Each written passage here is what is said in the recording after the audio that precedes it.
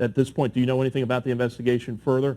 Well, I could tell you that we've got, local, state, and federal assets all at play. Obviously, we've seen local law enforcement involved in everything from the initial response to now we're working with the FBI to ensure that the objectives are met. At the state level, I can tell you that the Department of Emergency Management, the governor's office have been very involved in everything from making healthcare assets available to even today we were working to get therapy dogs on NAS Pensacola to help victims and family members who had been impacted. And at the federal level, really what we've got to deal with is the geopolitical response. Because as I said on WEAR last night, this is not an act of workplace violence. This is not a random murder. This is an act of premeditated terrorism against our country, against our military, on our soil.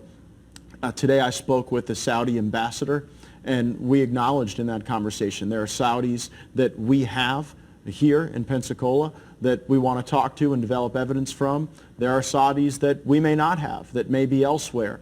And what I said to the ambassador is that we have an expectation that for the Saudis that we have, that there will be no interference with U.S. law enforcement and the work that they have to do to pursue these investigations. And for those Saudis that we may not have, we expect full cooperation with intelligence officials in the kingdom and U.S. intelligence officials to be able to track down these leads. I think that'll be critically important. I've got to thank President Trump and Governor DeSantis. Governor DeSantis was absolutely right to say that the kingdom is going to have to get right with the families and impacted victims. And I think that President Trump, he and I spoke late yesterday about the need for a more thorough review of the Saudi training and flight program. And I was pleased to see that the Defense Secretary, Mr. Esper, now has called for the review of that program. So it's good to see that progress at the federal level as well.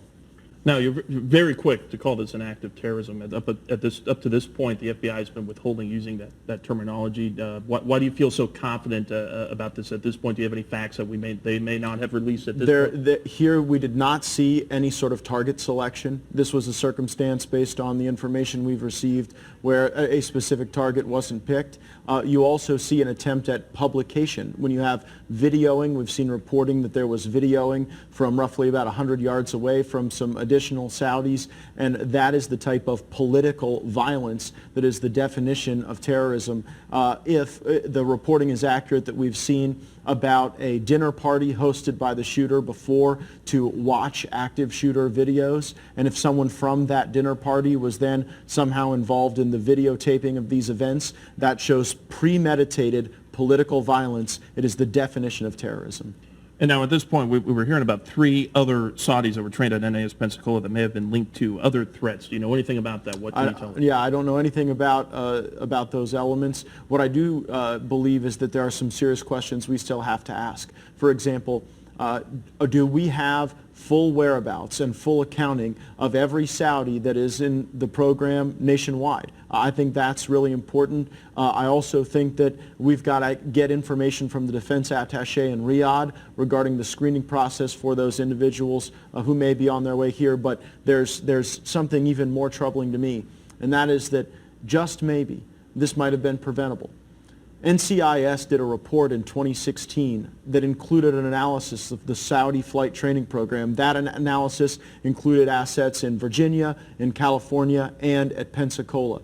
The 9/11 victims' families have been suing to get access to that report with the hopes that it might inform on what we would need to do and the links between the Saudi government and acts of violence like we've seen today, though there's no indication of a link, but that report could inform on the information that we might have.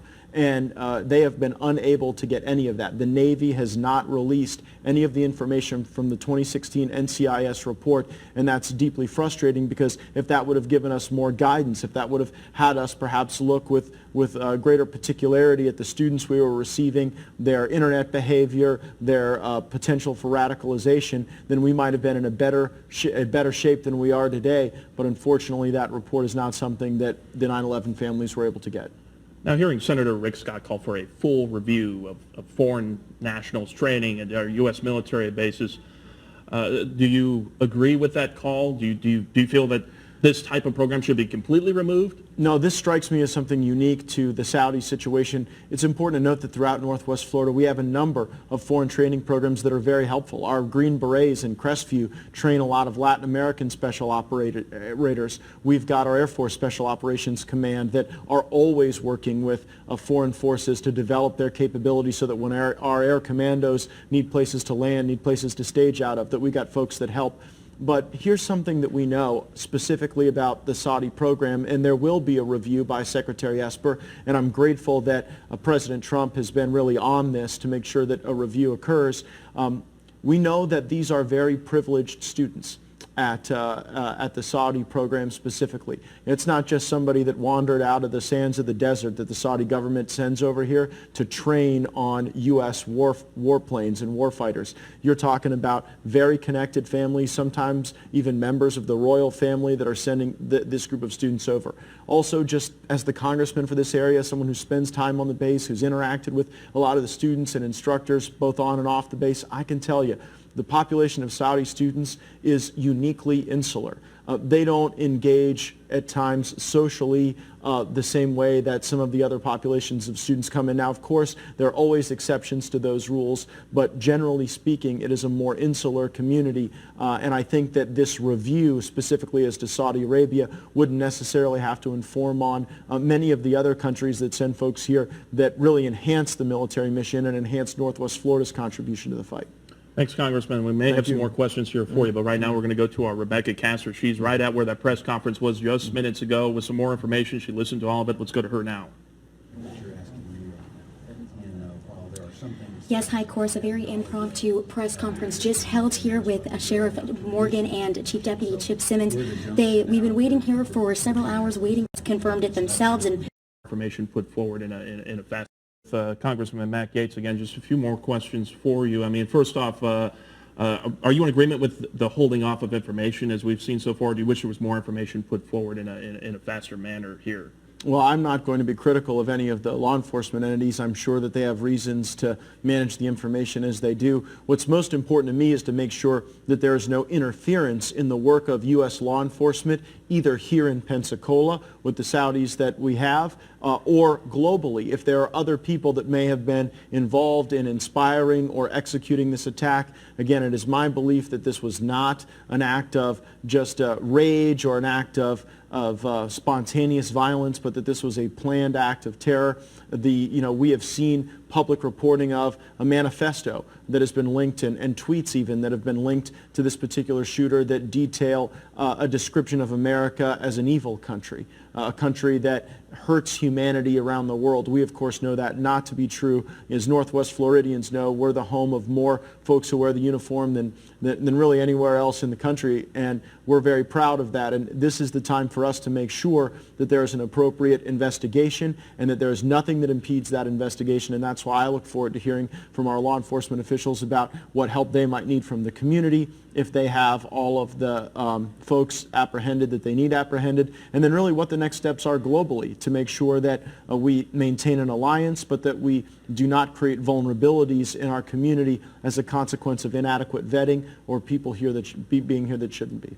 And what do you feel people need to do now? I mean, this hurts. This is our home for people that live here, and really, I think it hurts for the entire country, the entire spirit of the Navy. What you personally, what do you feel is the most important thing for people to do right now at this moment? You know, I have gone through as a congressman the killed in action scenarios, the active duty suicide scenarios, but I have to tell you what hurts the most for our community is when you see our bravest Americans, our most inspiring patriots that are trying to help other people develop the capabilities to protect their own countries, and our Northwest Floridians have to lay their life down because they are killed by people that they are trying to help. Just for me personally, it is the deepest and most sincere form of sadness when you see how patriotic, brave, and willing Northwest Floridians are to help people develop these capabilities.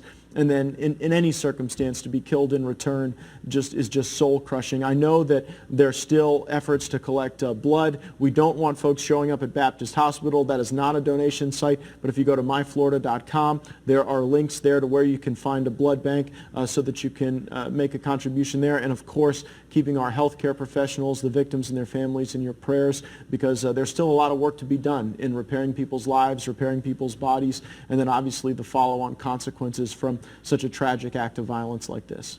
Thank you, Congressman. Before we get back to normal programming, anything else you wanted to add? Anything else you know that you'd be able to tell us about this investigation? No, just that we've got to make sure that it proceeds and that there are no local or geopolitical barriers to finding out the truth of what happened and holding everyone accountable that was responsible. Thanks, Congressman.